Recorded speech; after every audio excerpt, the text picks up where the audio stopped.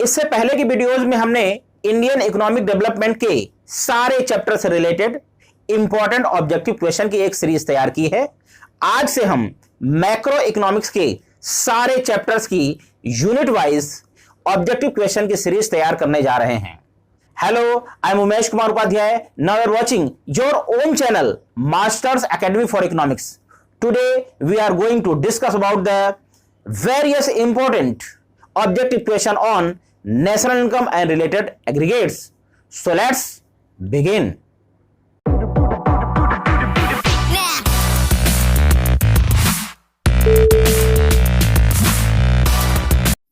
Question number 1, which is a macroeconomic study? Number 1, government budget and economy. 2, price determination of a commodity. 3, producers equilibrium. 4, consumers equilibrium. इसका सही option है A, यानी कि government budget and economy. Macro economics ये क्या है? ये पूरे economy as a whole study करता है और बाकी सब माइक्रो आइटम है।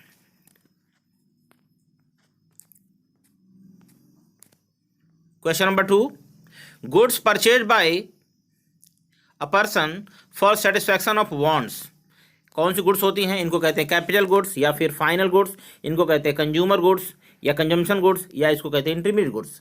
इसका आंसर है सी, यानी कि अगर कोई पर्सन अपने वांट्स को सेटिस्फाई करने के लिए गुड्स को परचेज करता है तो ऐसे गुड्स को हम कहते हैं कंज्यूमर गुड्स या इसको कहते हैं कंजम्पशन गुड्स। नेक्स्ट,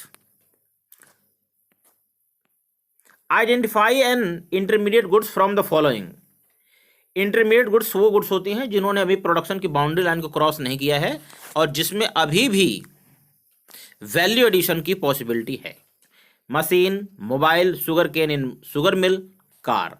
तो इसका सही आंसर है सी, यानी शुगर केन इन शुगर मिल। अभी शुगर केन से क्या बनेगा? शुगर बन जाएगा। तो इसलिए ये क्या है? शुगर केन इन शुगर मिल, ये है आपका intermediate goods. Next, identify the stock variables. Stock क्या होते हैं? ऐसे वेरिएबल्स जिन्हें हम एक पॉइंट ऑफ टाइम पे मेजर करते हैं, उनको कहते हैं स्टॉक वेरिएबल्स। तो इसमें ऑप्शन है wealth, income, saving, capital formation. तो जो पॉइंट ऑफ टाइम पे मेजर करते हैं वो है इसमें वेल्थ, तो ऑप्शन है A. Question number 5, consumption of fix capital refers to the fall in the value of the assets. पहला है due to normal wear and tear, due to abnormal wear and tear, due to foreseen obsolescences, और चौथा है, fourth है, due to normal wear and tier and foreseen obsolescence. तो इसका जो सही आंसर है वो है आपका डी, यानी कि normal wear and tier and foreseen obsolescence की वजह से जो वैल्यू लॉस होता है उसे कहते हैं consumption of fix capital. Next, NDP at FC will be equal to. पहला ऑप्शन है NDP MP minus indirect tax, दूसरा है NDP MP at MP plus subsidy, NDP MP at MP minus NIT, NDP at MP plus depreciation. तो इसका जो सही answer है वो है सी, यानी कि NDP at MP minus NIT. जब इसमें से आपका एनआईटी माइनस हो जाएगा, यानी नेट इनडायरेक्ट टैक्स माइनस हो जाएगा, तो एमपी कन्वर्ट हो जाएगा एफसी में।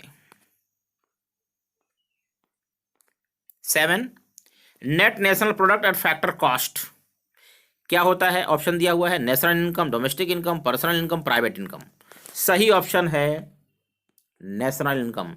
एनएनपीएफसी को हम क्या कहते हैं? नेशनल इनकम कहते हैं, यानी सही आंसर है फर्स्ट, यानी A. Next, 8, which of the following is not included in the estimation of national income. National income में किसको शामिल नहीं किया जाएगा? पहला ऑप्शन सब्सिडाइज लंच, दूसरा ओल्ड एज पेंशन, तीसरा free medical facilities in the office to employees, और चौथा कंस्ट्रक्शन ऑफ हाउसेज। तो आप देखिए इसमें जो ओल्ड एज पेंशन है यानी कि बी, यही होगा आंसर, क्योंकि जो ओल्ड एज पेंशन है एक क्या है, ट्रांसफर पेमेंट है, यानी कि जो विदाउट किसी सर्विस के या विदाउट किसी गुड्स के जो दी जाती है उसको कहते हैं ट्रांसफर पेमेंट, और यहाँ पे ट्रांसफर पेमेंट है ओल्ड एज पेंशन। नेक्स्ट,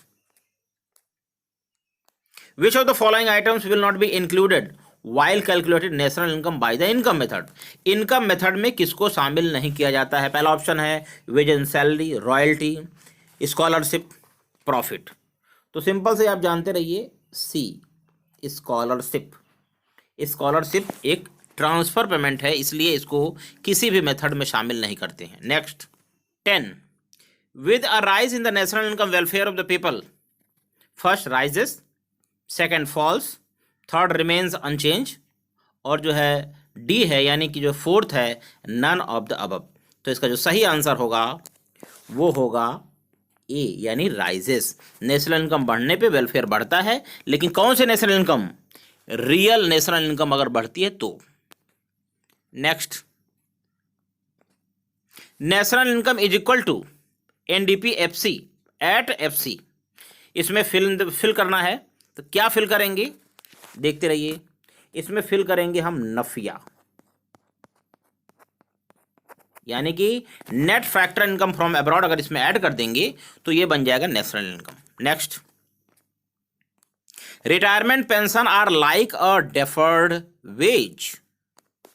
ये ट्रू है कि फॉल्स? ये है ट्रू। तो रिटायरमेंट के बाद जो पेंशन मिलती है दरअसल वो भी वेजेज का पार्ट होती है, लेकिन वो कब मिलती है?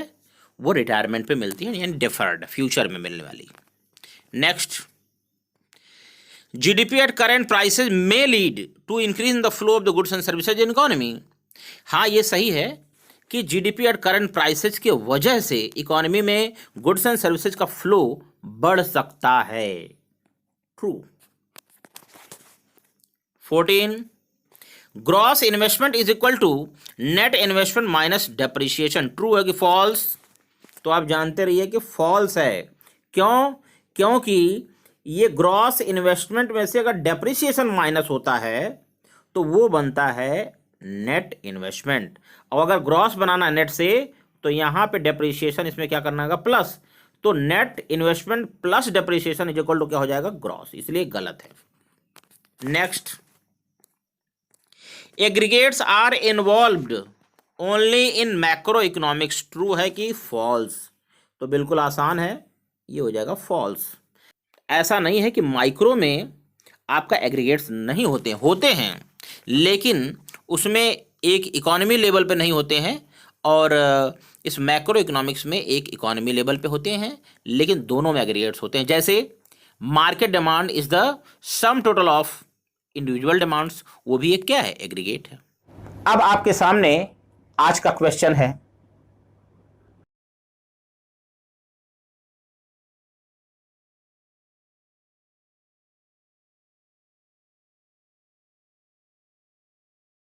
तो जल्दी से तैयार हो जाइए।